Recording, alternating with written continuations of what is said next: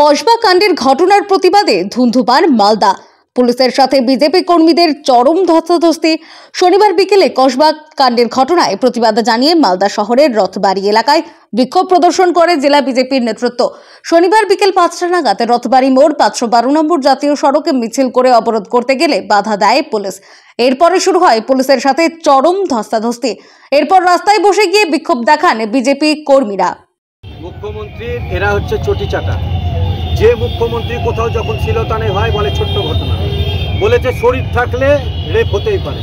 সন্দেশকালীতে কোথাও দেখেছি বলেছে চরিত্র খারাপ। আজকে হাসকালি দেখেছি বলেছে প্রেগনেন্ট মহিলা। তো মহিলা মুখ্যমন্ত্রী হয়ে মহিলার কোনো জায়গায় সম্মান করতে জানেন না। তৃণমূল ছাত্র পরিষদের দালালদেরকে দিয়ে মহিলাদেরকে ধর্ষণ করাচ্ছে। আর এই যে দালাল রাজের নায়ক, এই পুলিশরা এখানে বসে দালালি করছে।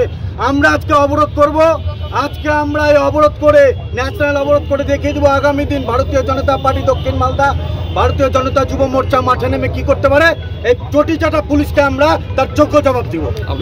মালদা থেকে মাধব কুমার মণ্ডলের রিপোর্ট, টাইমলেস ডেপিকশন নিউজ।